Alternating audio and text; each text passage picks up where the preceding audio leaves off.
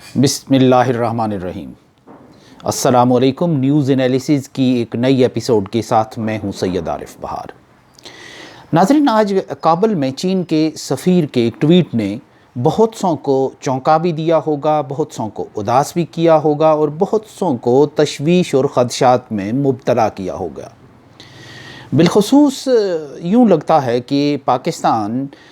بڑی طاقتوں کے کراس فائر میں ایک بار پھر پھنستا جا رہا ہے۔ پاکستان کا دفاع، اس کی اسٹریٹجک مفادات ہی نہیں، اس کی سیاست بھی ایک عالمی کراس فائر کی زد میں آ رہی ہے۔ کابل میں چینی سفیر کا، جن کا نام زاہو زنگ ٹائپ ہے، ان کا کہنا تھا کہ افغانستان نیٹو کے افواج کے انخلاء کے بعد ایک پرامن ملک بن گیا ہے۔ جس طرح افغانوں نے اپنی ملک کی حالت سدھارنے کے لیے اپنے معاملات خود اپنے انداز سے سدھارے اور اپنے ہاتھ میں لیے، بالکل اسی انداز سے پاکستان کو اپنے مسائل کے حل کو خود حل کرنے کی طرف جانا چاہیے اور طالبان پر یا افغانستان پر اپنی ذمہ داریوں کا بوجھ ڈالنے کا مطلب یہ ہے کہ آپ اپنی ذمہ داریوں سے راہ فرار اختیار کر رہے ہیں۔ یہ ایک بہت سخت قسم کی بات ہے اور یہ جو بیان ہے یہ اس وقت سامنے آیا ہے کہ جب پاکستان کے نگران وزیر اعظم انوار الحق کاکڑ نے ایک بڑی سخت پریس کانفرنس کی پاکستان میں، اور انہوں نے طالبان کو دو ٹوک انداز میں یہ پیغام دیا کہ وہ یا تو پاکستان کا انتخاب کریں یا تحریک طالبان پاکستان کا انتخاب کریں۔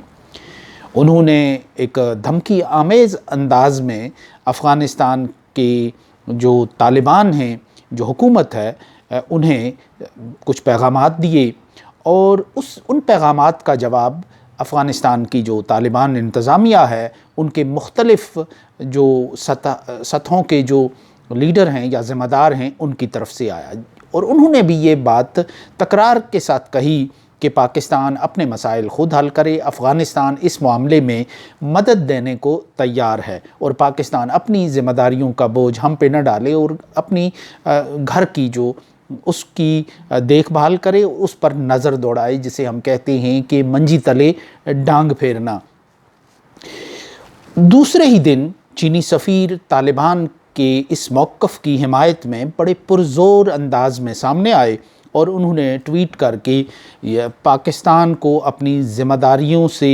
فرار اختیار کرنے کا طعنہ بھی دیا اور انہوں نے پاکستان کو اپنے مسائل کو خود حل کرنے کے لیے اپنا مقدر اور انیشیٹو اپنے ہاتھ میں لینے کا مشورہ بھی دیا اور طالبان کے افغانستان کو پرامن بھی قرار دیا ماضی کی نسبت۔ اس کا مطلب یہ ہے کہ چین پوری طرح طالبان کے دفاع کے لیے پاکستان کے موقف کے مقابلے میں سامنے آ گیا اور یہ بڑی اس کی سگنیفیکنس ہے اور اس سے اس ریجن کے جو معاملات ہیں ان کا الجھاؤ واضح طور پر دیکھا جا سکتا ہے۔ تقریباً 1.5 سال پہلے جب پاکستان میں ایک سیاسی اتھل پتھل چل رہی تھی اور کچھ معاملات خراب ہو رہے تھے، تو چائنا کی جو وزیر خارجہ ہیں وہ تہران گئے تھے اور انہوں نے وہاں ایرانی وزیر خارجہ کے ساتھ کھڑے ہو کر جو بات کی تھی وہ بڑی معنی خیز تھی۔ انہوں نے کہا تھا کہ ایران کی خوبی یہ ہے کہ یہ ایک ٹیلی فون کال پر اپنی پالیسی تبدیل نہیں کرتا۔ یہ بڑی چونکا دینے والی بات تھی۔ اس وقت یہ کہانی پوری طرح انفولڈ نہیں ہوئی تھی، سامنے نہیں آئی تھی کہ پس پردہ بڑی طاقتوں کے درمیان اس خطے میں کیا کھیل چل رہا ہے، اور یہ بھی واضح نہیں تھا کہ پاکستان کے حالات کو بگاڑ کر سی پیک کے مستقبل کو مخدوش اور تاریک بنانے کی ایک کارروائی پس پردہ چل رہی ہے۔ اس انداز فکر نے پاکستان کے پر ہی یہ ایک طنز تھا اور یہ جنرل پرویز مشرف کی اس مشہور زمانہ ٹیلی فون کال کی طرف تھا جو امریکہ سے آئی تھی، جس کے بعد انہوں نے امریکہ کا ساتھ دینے کا فیصلہ کر لیا تھا۔ چین تو دشمنوں کے بارے میں بھی اس طرح کے رویے اور اس طرح کے طنزیہ لب و لہجے کا اظہار نہیں کرتا چاہے کہ اس کی ایک قریبی اور ہمہ موسمی قسم کے دوست کے بارے میں وہ اس طرح کے طنزیہ جملے کسے۔ ابھی میں کابل میں ہی چینی سفیر کی ایک اور ٹویٹ دیکھ رہا تھا ان کے ٹویٹر اکاؤنٹ پہ، جس میں وہ افغانستان کے لیے بار بار ریلائیبل نیبر کے الفاظ استعمال کرتے ہیں، یعنی قابل اعتماد، قابل بھروسہ ہمسایہ۔ تو پھر اس خطے میں کون ہے جو چین کا ناقابل بھروسہ ہمسایہ ہے؟ تو یہ صورتحال بتا رہی ہے کہ چین اور پاکستان کے درمیان تعلقات میں سب اچھا نہیں رہا، اور جو پاکستان میں ایک تشدد اور دہشت گردی کی جو لہر اٹھ رہی ہے، اس میں افغان حکومت کا وہی انداز فکر اور وہی طرز عمل ہے کہ جو کبھی افغانستان کے حکمرانوں حامد کرزئی اور اشرف غنی کے دور میں کہتا تھا، جب وہ الزام عائد کرتے تھے کہ پاکستان طالبان کی حمایت کر رہا ہے، کوئٹہ شورا کی حمایت کر رہا ہے اور پاکستان حقانی نیٹ ورک کی حمایت کر رہا ہے، تو پاکستان اس وقت کہتا تھا ہم نے باڑ لگا لی ہے، ہم نے کوئی حمایت نہیں کی، آپ اپنے مسائل، اگر طالبان افغان نیشنل ہیں، افغانستان کے باشندے ہیں، تو آپ اپنے مسائل ان کے ساتھ مل بیٹھ کر حل کریں۔ قسمت کی ستم ظریفی دیکھیے، آج یہی طالبان کی جو حکومت ہے وہ پاکستان کو بالکل اسی انداز کا مشورہ دے رہی ہے کہ تحریک طالبان پاکستان کے شہری ہیں، اور آپ ان سے اپنے انداز سے نپٹیں، آپ ان سے اپنی بنیاد پر اپنے معاملات، اندرونی معاملات حل کریں، طے کریں۔ اس میں ہم آپ کو زیادہ سے زیادہ یہ کر سکتے ہیں کہ فیسیلیٹیشن کر سکتے ہیں، لیکن ہم آپ کے ملک میں جا کر امن قائم نہیں کر سکتے۔ یہ یوں لگتا ہے کہ بالکل وہی موقف کی اور وہی طرز عمل کی ساری فلم جو ہے وہ دوبارہ چل رہی ہے۔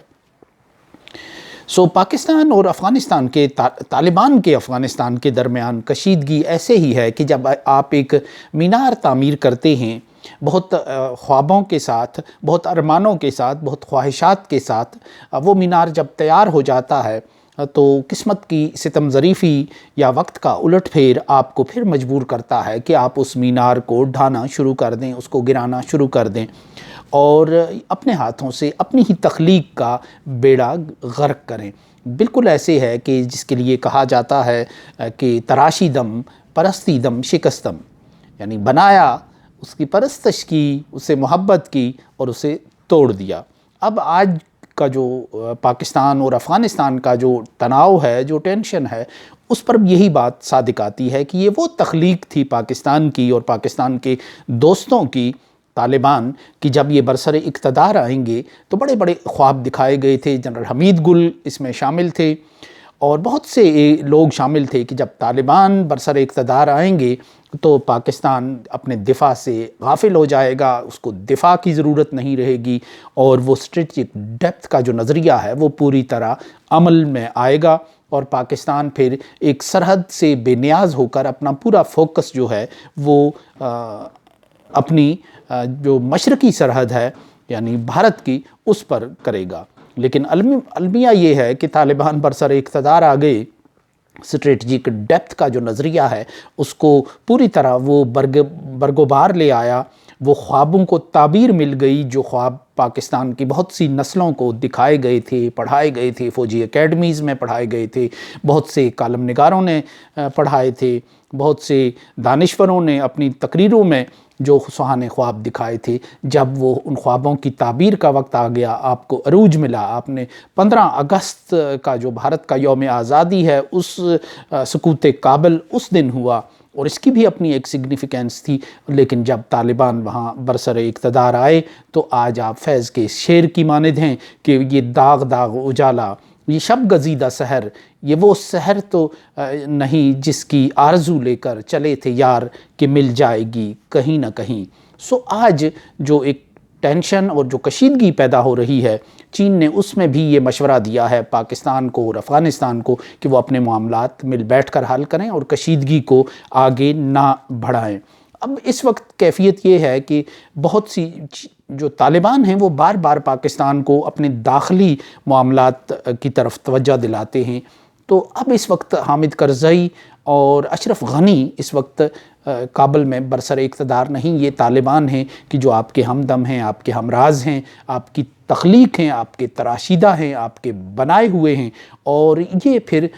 بہت سی باتوں میں یہ بہت ووکل بھی ہیں اور یہ کھل کھلا کر بہت سی کہانیاں بیان بھی کر سکتے ہیں۔ اس لیے بہتر یہ ہے کہ جو آنے والا منظر ہے ان دونوں ملکوں کے درمیان کشیدگی کا، اس سے بچنے کی ہر ممکن کوشش کریں۔ جو وزیر اعظم پاکستان ہیں، انہوں نے جو پریس کانفرنس کی اور جو طالبان کے لیے انہوں نے ایک ریڈ لائن کھینچنے کی کوشش کی، اس کا جواب چین کی طرف سے آنا یہ کوئی اچھا شگون نہیں ہے، اس ریجن کے لیے اچھا شگون نہیں ہے، پاکستان کے لیے اچھا شگون نہیں ہے۔ پاکستان کا ایک ہمسائے سے اور ایک ریلائبل دوست اور ہمسائے سے کہ جس کی دوستی سمندروں سے گہری، ہمالیہ سے بلند اور شہد سے میٹھی کہلاتی تھی، اس ملک کا یوں طنز پہ اتر آنا اور یوں ناراضگی کا اظہار کرنا اس خطے کے لیے اور پاکستان کے لیے اچھا شگون نہیں ہے۔ چین اس طرح اپنی پوزیشن نہیں لیتا ہے کہ جو اس وقت اس نے طالبان کے افغانستان اور پاکستان کے درمیان لی ہے، اور چینی سفیر ہمیں اسلام آباد میں جو چائنا کا سفیر ہے اس سے زیادہ کابل کا سفیر ہمیں متحرک نظر آتا ہے، فعال نظر آتا ہے، اور چائنا کا سفیر جو ہے وہ بالکل اسی طرح ڈس فنکشنل سا ہو کر رہ گیا ہے کہ جس طرح پچھلے 2-3 برس میں امریکہ کا جو سفیر تھا یا تو کوئی سفیر ہی نہیں تھا، اگر کوئی تھا بھی تو وہ بالکل ڈس فنکشنل اور محدود ہو کر رہ گیا تھا، وہ بالکل روٹھا ہوا اور ناراض سا نظر آتا تھا۔ آج یہ صورتحال جو ہے، یہ بساط ہے جو ہے، یہ بالکل الٹ کر رہ گئی ہے، اور اس پہ فقط یہی کہا جا سکتا ہے کہ وائے ناکامی متائے کارواں جاتا رہا، کارواں کے دل سے احساسِ زیاں جاتا رہا۔